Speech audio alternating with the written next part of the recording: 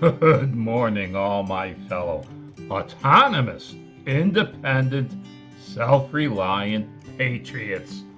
Let's take a good look at this story from ABC. Young people experiencing widespread psychological distress over government handling of looming climate crisis, researchers say. In the subheadline, the youth feels a sense of institutional betrayal brought on by their leaders. Now, by that headline and subheadline, do you think that by young people they're referring to Generation Y or even Z? No peeking, I already know because I've read the story.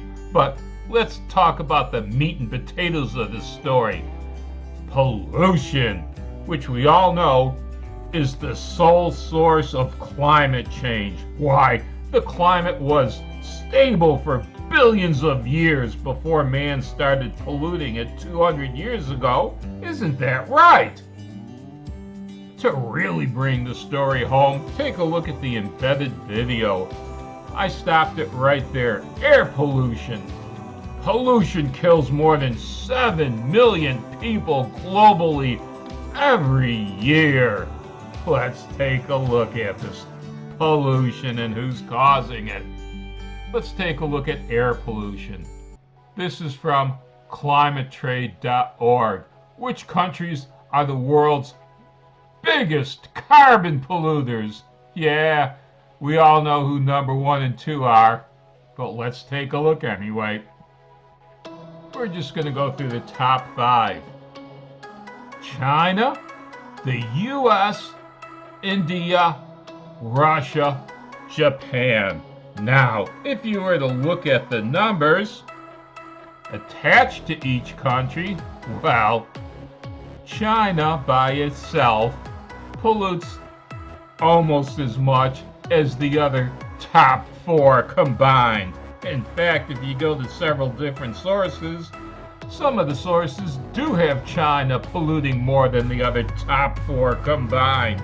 While the United States and Japan are actually trying to cut down on the amount of pollution that they do every year. In fact, they're successful at it. China is going wildly in the other direction. They're building more coal-powered power plants each year than the Western world is taking out of service every year. So while they're increasing their pollution, the Western world is decreasing it. And it doesn't get any better when we talk about other forms of pollution. Let's talk about plastic pollution. We've been hearing more and more about how plastic pollution has been showing up in even mother's milk that they feed to babies nowadays. Let's take a look at the big 5 plastic polluters.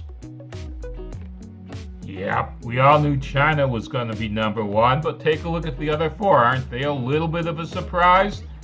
Indonesia, the Philippines, Thailand, and Vietnam. Now, I also wanted to see who the biggest polluters of ocean water were, and would it surprise you to learn that these are the same countries, except for, I think, Sri Lanka is in there also. Let's get back to the main story, though.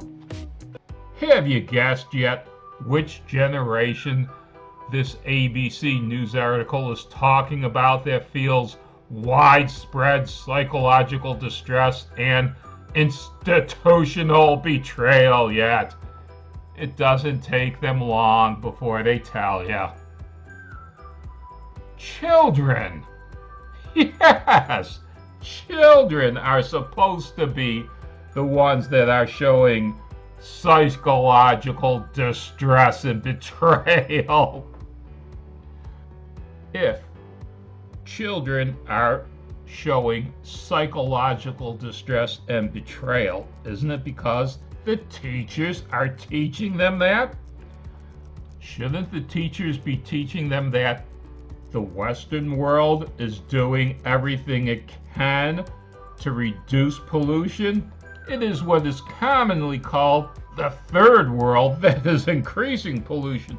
But more than that, they're distressed because, well, they feel powerless. They feel like they can't do anything.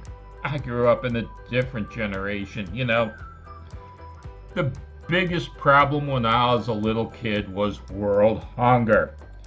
And, well, I went to a school where they had missionaries show up several times a year, and they had slides and movies and talks, and they would try to get you to contribute, do your share to fight world hunger.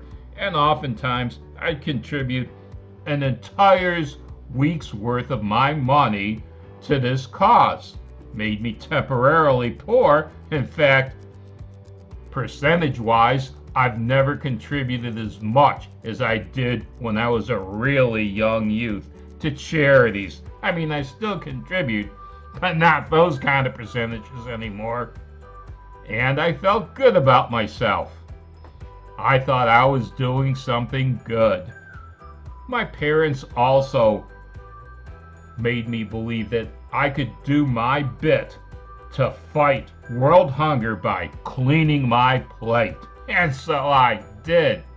If parents and teachers today tried to teach children to do their own little bit, it would give them confidence instead of psychological distress. ABC News, well, for that matter, all the fake news media would like us to believe that there's nothing we can do.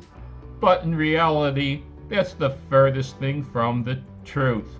There are always things we can do if we all kick in and do our own little bit to fight pollution. We'll make the world just a little bit nicer, at least our little corner of it.